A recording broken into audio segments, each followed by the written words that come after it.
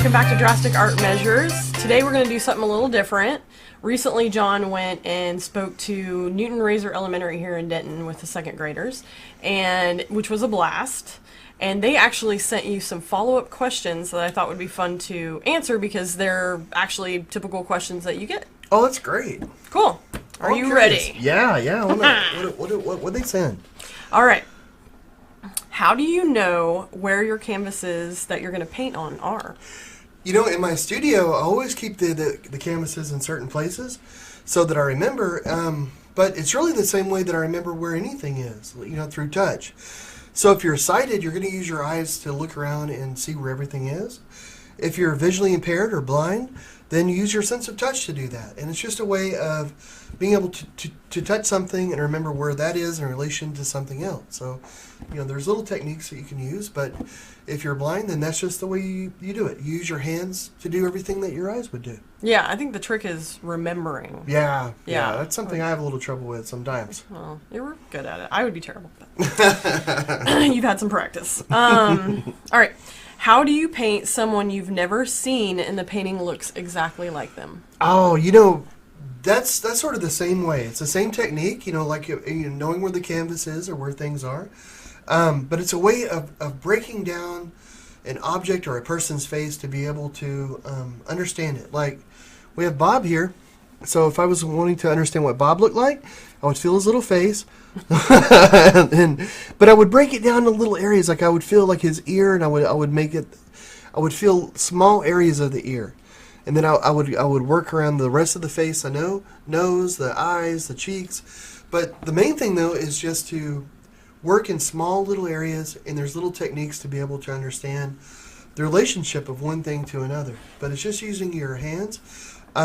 Technology we have today, too. With computers, there's ways to translate what's on the screen into sound, and even to vibration, so you can feel the screen, you can feel different things. There's 3D printers, so you can actually print out a face. Like, this is a statue that's on the other side of the world, but I can print it out in my studio and feel it and see what it looks like. Kind of handy, huh? That is super handy. Okay. While there, they saw 2 lighthouse paintings that you did. One was called Lighthouse, and it looked stormy. The other is called Sanctuary, and it looked peaceful. You used completely different colors in them. What were your feelings when you were painting each of them? You know, a lighthouse is a great symbol sort of to paint, you know, because it can mean so many different things. So in one I was very happy, and the other I was more, I don't know, morose, sad. Not really sad, but I was wanting to get sort of that kind of gloomy kind of feel. Maybe not gloomy might not even be the right word. But the wonderful thing about a lighthouse, though, you know, it's a symbol of hope. You know, if you're on a ship and you're out in sea and there's a storm and then suddenly you see a lighthouse, you know how to get home. So there's this wonderful sort of feeling. So it gives this idea of safety and hope. Yeah. So for one of the paintings, so, you know, the brighter, the happier, I would listen to happy music. Whenever I listen to music, I see colors. So it was more of happy music, happy feelings. And the other, I listened to more subdued music. Not really sad, but more introspective, or what would you say? Introspective's good. Introspective, yeah. Okay. We'll go with that. Alternative, I don't know. Yeah. New age, I don't know. But that's a wonderful thing, though, about art, is that you can use the same sort of thing in like the same idea of a lighthouse, and you can have completely different feelings with it. Yeah. That's a good question. Yeah, that is a good question. Well, in that same vein, how many lighthouse paintings have you done? I've done quite a few, maybe 6 or 7, or maybe more. Yeah. Yeah. Yeah, I think the first one you did, you gave to your mom. Oh, that sounds right. My mom loves lighthouses. Yeah, it was an old school painting. It was very, I won't show it because it's very rudimentary. Well, how do you know how to mix the colors and make them pretty? Well, you know, on the actual tubes of paint, I can braille them. And if you remember, braille is a way of writing where if you're visually impaired, you can read it through using touch. So that I can just touch the different tubes of paint and see what color it is. You know, it'll say orange or yellow or blue. But I also mix different mediums into the paint. And what a medium is, it's just like the thing that holds the pigment. So the pigment's the color. So the medium is what holds the color. And you can make it very thick. You can make it very thin and runny. So if I want to make a gray between black and white, I can make the white really thick like toothpaste, and then I can get the black paint and mix it so it's very runny like oil. So when I want to mix that gray between the two, I just mix it for a texture that's between the two. Yep. And it makes it a way where you can tell the color through touch alone by the way that you actually mix the paint up. Brilliant. How do you know when you make a mistake? I never make mistakes. No, I constantly make mistakes, and actually, some of my mistakes have been what's helped my art the most. You know, I'll mix a paint, and it's horrible thing wasn't what I was going for, and then later on, I need a paint of that consistency. You know, they're like, oh yeah, that mistake I made. Or it leads to a new technique. Yes, that happens so often, but the way that I know it though, it's the same way if you're sighted and you're drawing on a piece of paper and you're using your eyes to see what you're doing. And if you make a mark off, out of the lines or something, and then you can see it. Well, for me, I use my hands for that. So whenever I'm painting, if I make a mark outside of where I wanted to, I can feel the paint, and I can feel that, I didn't mean to put it there.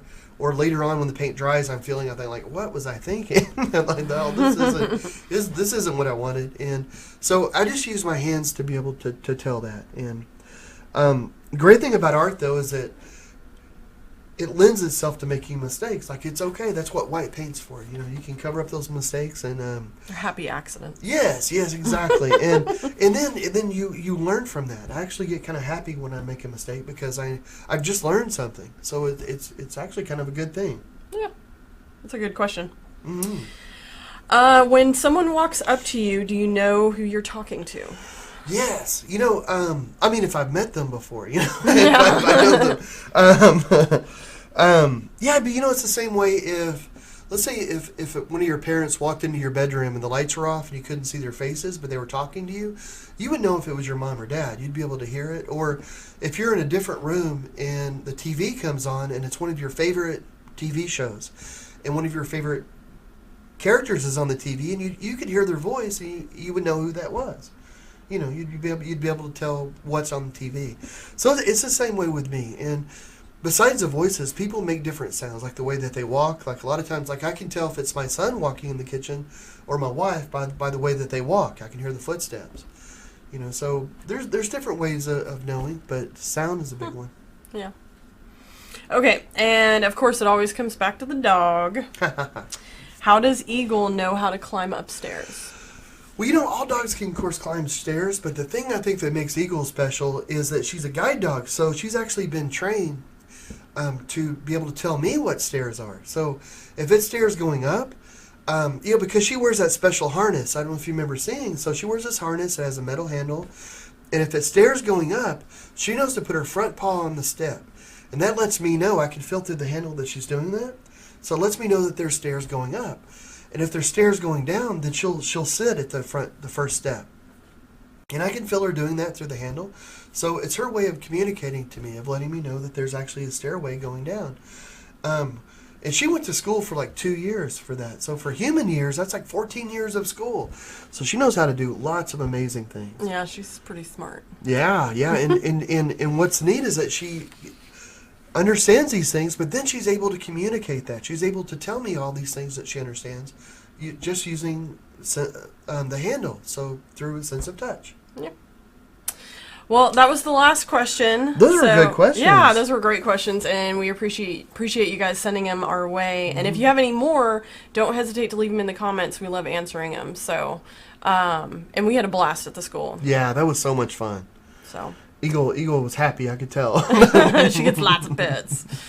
But, well, thank you again. Like and subscribe, and we'll catch you guys next time. Thanks, guys.